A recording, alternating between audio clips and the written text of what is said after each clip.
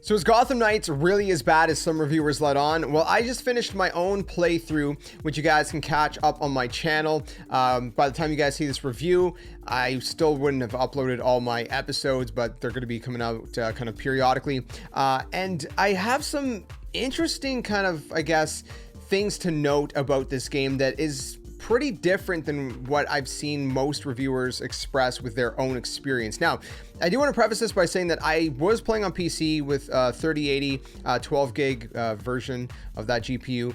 I have a 3800X CPU, and I have 32 gigs of RAM, whatnot. I'm playing the game off of a normal SSD, just kind of a standard one. I have some NVMe's, but it wasn't installed on those. I just playing it off a normal SSD. So that probably factors in as well. I wasn't playing consoles. I wasn't locked at 30 like, console is and all the console issues. Now, I will say that one of the big things is that I made a video on, you guys may have seen it, did quite well here on the channel, was that you're paying more on console, but you're getting a lesser experience, and that's really disappointing. That in and of itself is just kind of a huge hit for console players.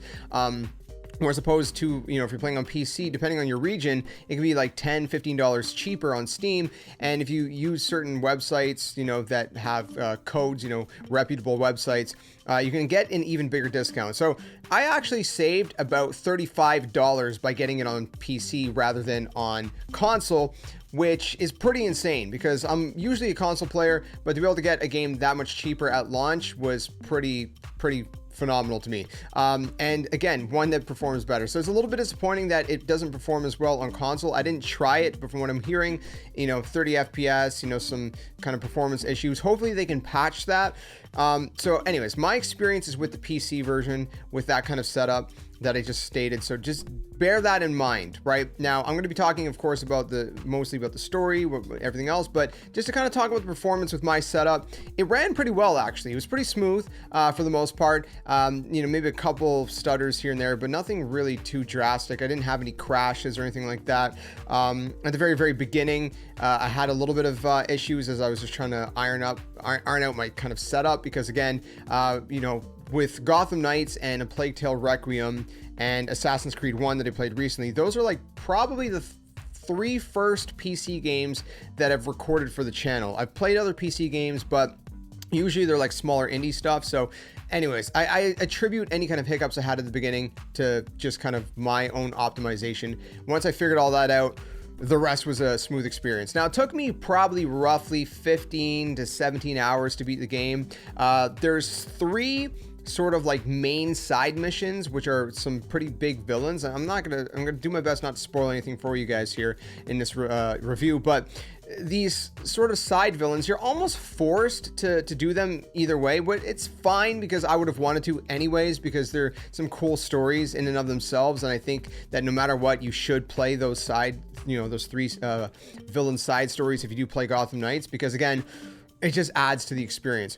But what I didn't like is that it forces you. Why does it force you? Because it has a lot of RPG elements in this game. And what I mean by that is you got a leveling system, right? So that means there's going to be at some point for the main story, you're going to be locked out in a way. I mean, you could try, I guess, but you probably won't have a good time. It might be extremely difficult, and the levels are in red, showing that, hey, you're under leveled for this. But you're going to get locked out of the main story, and you're going to be forced to do some side stuff along the way. I don't like when kind of adventure games like this, story-based games, implement, those kind of features. I didn't like it when Assassin's Creed did it. I don't like it in Gotham Knights. Now, thankfully, Assassin's Creed, they seem to have learned from it, and they've, hopefully moving forward, things are going to change, and they've added a way to, put a setting for an even, leveling field. And I kind of hope that Gotham Knights would do that as well, because I just don't like that you're forcing people to basically go grind levels when they just want to continue the story. So that was a huge kind of setback for me. Now, that said, with, in terms of like all the different kind of armor and weaponry, because part of an RPG is different kinds of weapons, different kinds of, armor, different kinds of things like that, right? Well, you can craft your own stuff. Find blueprints throughout, doing different kind of missions and stuff like that. and there's like, you know, chests of like cash chests, you know, CACHE, not cash as in money. And in those chests, you'll find resources and things like that. Now, resources seem to be very abundant. Most of the time, you know, when I want to go craft something, I had enough resources. Now, if you do die, you're going to lose a bunch of resources. So do bear that in mind. But for the most part, it wasn't too bad. I mean, you know, they give you so much of it. It's like, it's not like you have to grind for anything like that. But it also makes you say like, well, what's the point of it? You know what I mean? What is the point to even have that? That said, it was cool that different armor and different weapons had different kind of effects. There's elemental effects. You know, there's different kinds of, you know, obviously stats, different kinds of abilities attributed to these stats and things like that. And that's cool in and of itself. But at the same time, it felt very unnecessary just to kind of put in this kind of game. Personally, I am not a huge fan of it, but that wasn't tedious. The leveling is what was really tedious for me. Now, of course, you also have a skill tree. There's ability points. And the cool thing is that you can actually swap between the 4 different characters, right? Now, I didn't play any of the multiplayer. I went through this adventure completely solo, so I can't really, you know, say how the multiplayer works. But from what I'm saying, what I've seen from my solo playthrough, is that what's really cool is like you can just go up to any of the suits that are in the kind of hub, the main area, the Belfry it's called. And if you go up to it, you can just switch to any other character. Now, you might be wondering, well, do I have to re-level that character up? You actually don't. So what you can do is you go to the workbench and you'll have, you know, suits and you know, gear that's going to be a higher level. As long as you've unlocked it on a different character, you'll have similar gear, you know, obviously for a different character. That'll be at that level, and you'll also have a bunch of ability points they can use on that character. So it's kind of that sort of thing, right? So even if you've used all your ability points on, let's say, Batgirl, and then you want to switch over to, let's say, I don't know, Robin, you'll have the same amount of ability points depending what level you've ranked up to. So it goes across all characters, which is really, really nice. Now, what I will say about all 4 characters, I played a little bit of all 4, and it's really cool because while they have, you know, there's a similar kind of combat element to each one.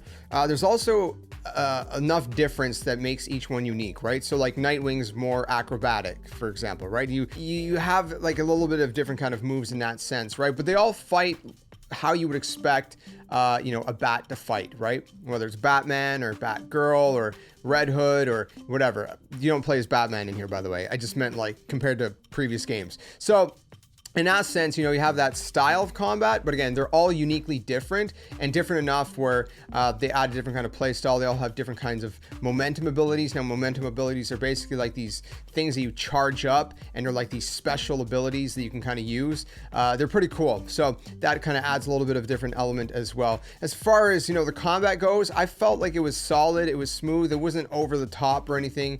You know, it wasn't crazy or revolutionary, but for what it was, it worked, and it was a lot of fun. It was a lot of fun to, you know, kick the daylights out of all these different enemies, and just, I don't know, it felt satisfying to me.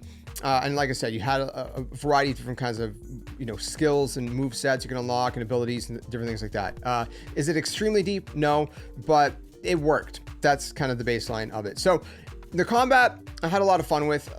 In terms of the gameplay, like I said, you know, overall the gameplay was pretty good.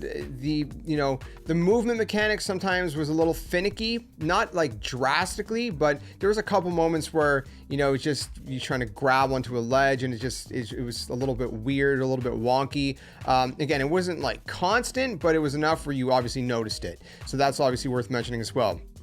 So overall, the frames, the visuals, the performance, I think it was solid. Does it look as good as like the Arkham games? Again, no, not necessarily, but the sort of, I guess, color palette that they had and the visuals that they did choose to go for, it was solid nonetheless. It's a different take on Gotham a little bit. You know, if you're comparing it to the Arkham games, again, you're obviously going to give it even lower of a score because the Arkham games are so above and beyond. I mean, those games are just legendary in and of themselves. So if you go into this just looking at it for what it is, I think you won't be disappointed too much. I think you'll have some solid fun, and that's what I did.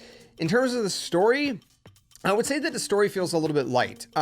So it doesn't feel like a main Batman kind of story.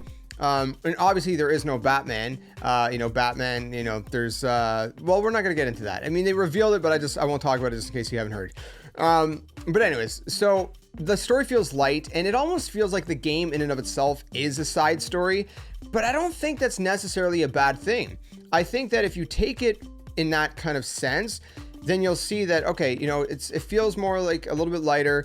It felt like they're trying to, in a way, cram as many villains' names in as possible, but at the same time, there was a lot missing even then. And I will say that although they touched on the Court of Owls, I mean, they were given the Court of Owls, which is, one of the oldest villainous groups in Batman history, even though I think they just introduced them in 2012, but in the lore side of things, they're ancient. And I feel like they kind of didn't really, I guess, capitalize on using the Court of Owls to the full extent. It was very, very light, and in that sense, it was disappointing. So if you're expecting this to be like super heavy on the Court of Owls side of things, it's not as heavy as you think it is. They kind of do a little switcheroo in a sense. I'm not going to spoil it, but anyways, they introduce other factions, and it just kind of, again, it's a lot lighter on the Court of Owls story than you think it is. There's some good tidbits in there, but they kind of dropped the ball a little bit with fully utilizing, that villainous faction, if you will, for lack of a better word. So in that sense, that also kind of takes away from it. Overall, I think it was solid. There's some side stories for each character and how they're dealing with, the whole situation with Batman. And that's really nice to see. Also, with Batgirl, Barbara, obviously, her dad was, Jim Gordon. And so there's some kind of elements with her side story as well. And some of that is missable. So, that is something you have to pursue. They're kind of like side activities, but it's worth doing. It's mostly just cutscene stuff. You go to this location and trigger a cutscene. There's not really much more to it. So it was pretty interesting. Overall, the fights were pretty good. The boss fights were pretty solid in my opinion. Again, they weren't insane. They weren't Arkham level, but they weren't as bad as a lot of people kind of made it out to be. So, like I said, if you look at this like a side story, knowing that it's a little bit light on the story, you're just kind of, you're going into Gotham to experience sort of like more of if Arkham is like S tier or A tier, there's more like maybe B tier or something, you know what I mean? It's kind of like more of one of those spin-off side story kind of things. That's what it is. And if you know that that's what it is going into it, then I think you can enjoy it for what it is. So overall, I think now I might change my mind, thinking about it more afterwards, but I'm pretty sure that I feel confident giving this a solid 7 out of 10. I think it's a 7 out of 10. A lot of reviewers are giving it a 5 out of 10. I don't think it's above a 7. So 7 is kind of like, it's solid. It's worth playing in my opinion. Again, that's my PC experience, obviously. I think it's, you can have some solid fun with this game, especially if you're a Batman fan and a fan of, Gotham and all that. Now, like I said, you're going to be disappointed in some ways because in some ways they did drop the ball. It is a little bit light on the Court of Owls side of things. It is a little bit light overall in story. It's not revolutionary. It's not mind-blowing by any means, but it's fun. So maybe it's the kind of game that you want to wait for a sale for. I don't know if I would have been stoked about paying the console price for this game. So I'm glad that I was able to get the price that I did. So if you can get it on sale, get 20, 30, 40 bucks off at some point, whatever it is, depending on your region, I think it's definitely worth picking up. I don't think you should completely ignore this game, but you might be better just waiting for a cheaper price. But overall, I enjoyed my time with it. Solid 7 out of 10. But let me know if you played Gotham Knights. What do you think down in the comment section below? Didn't mean to make this a lot longer than it intended to be, but hey, wanted to give you guys as much information about my experience with it as possible. If you want to see how I enjoyed the story, or if you maybe don't want to buy it yourself, I did play through, like I said, the entire game, and I'm uploading the episodes periodically. We got like 7 or 8 episodes up at the time of recording this review, so you can check it out. You can kind of join me on my journey through it if you don't want to pick it up yourself, or if you end up picking it up, come back, let me know what you guys personally thought and what you rate it out of 10. Thanks for watching. Stay safe, stay well, stick around for more gaming content, talk about the games and play the games here on the channel. And until the next one, my friends, game on. I'll see you guys soon.